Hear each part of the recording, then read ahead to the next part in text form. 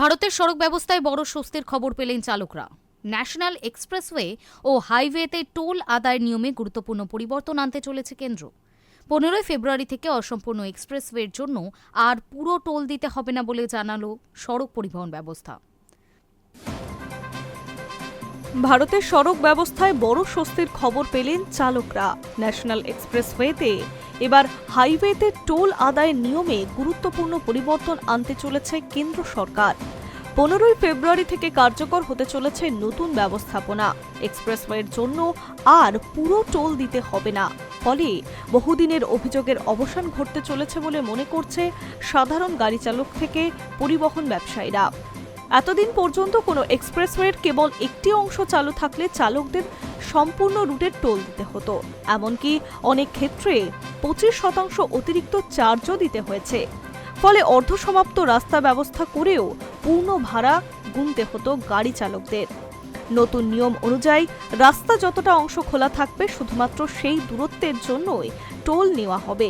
অর্থাৎ অসম্পূর্ণ অংশের জন্য আর এক্সপ্রেসওয়ের উচ্চ হারে চার্জ কাটা হবে না, বরং তা জাতীয় সড়কের সাধারণ টোল হারের সমান ধরা হবে।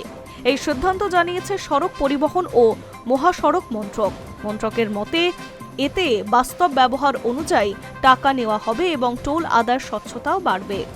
গত কয়েক বছর ধরে দেশে দ্রুত গতিতে এক্সপ্রেসওয়ে নির্মাণ চলছে, কিন্তু বহু প্রকল্প ধাপে ধাপে খুলছে। কোথাও সেতু তৈরি হয়নি, কোথাও সার্ভিস রোড অসম্পূর্ণ, আবার কোথাও একাধিক লেন চালু হয়নি। ফলে আংশিক ব্যবহার করে চালকদের সম্পূর্ণ টোল দিতে হতো। এই পরিস্থিতি সবচেয়ে বেশি ক্ষতিগ্রস্ত হচ্ছিল দীর্ঘ পথের ট্রাক চালকরা, বাস অপারেটর, দৈনিক যাতায়াতকারী ব্যক্তিগত গাড়ি চালক। নতুন নিয়ম কার্যকর হলে পরিবহন ব্যয় কমবে, যার প্রভাব পণ্যের বাজার দরে পড়তে পারে বলে মনে করছে বিশেষজ্ঞরা। সরকার জানিয়েছে সংশোধিত টোল ব্যবস্থা 1 বছর পর্যন্ত অথবা সংশ্লিষ্ট এক্সপ্রেসওয়ে সম্পূর্ণ চালু না হওয়া পর্যন্ত বলবৎ থাকবে। রাস্তা সম্পূর্ণ তৈরি হয়ে গেলে আবার আগের মতো স্বাভাবিক এক্সপ্রেসওয়ের হারে টোল নেওয়া হবে। বর্তমানে এক্সপ্রেসওয়ের টোল জাতীয় সড়কের তুলনায় প্রায় 25% বেশি, কারণ এক্সপ্রেসওয়েতে প্রবেশ নিয়ন্ত্রিত থাকে, যান চলাচল দ্রুত হয় এবং রক্ষণাবেক্ষণের খরচও বেশি।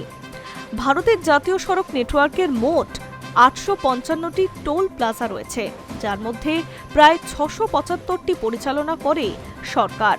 প্রায় 180টি চালায় বেসরকারি কনসেশনার। টোল আদায়ের হারে নির্ধারিত হয় 2008 সালের জাতীয় মহাসড়ক ফি সংক্রান্ত নিয়ম অনুযায়ী, যেখানে রাস্তার ধরন, নির্মাণ ব্যয় ও পরিষেবা মানের ওপর ভিত্তি করে চার্জ নির্ধারিত করা হয়। দীর্ঘদিন ধরে অভিযোগ ছিল অসম্পূর্ণ রাস্তা, যানজট, ডাইভারশন বা নির্মাণ কাজ চললে পূর্ণ টোল নেওয়া হচ্ছে। নিয়ম অনুযায়ী সেই অসন্তোষ অনেকটাই কমবে বলে মনে করছে পরিবহন সংস্থাগুলির মতে। ডিজেল খরচের পর সবচেয়ে বড় ব্যয় হচ্ছে টোল, সেখানে কিছুটা কমলে ব্যবসায়িক চাপ অনেকটাই কমবে। এই সিদ্ধান্ত শুধু গাড়ি চালকদের স্বস্তি দেবে না, বরং লজিস্টিক খরচ কমাতে সাহায্য করতে পারে। লজিস্টিক ব্যয় কমলে শিল্প ও ই-কমার্সের ক্ষেত্রে ইতিবাচক প্রভাব পড়বে।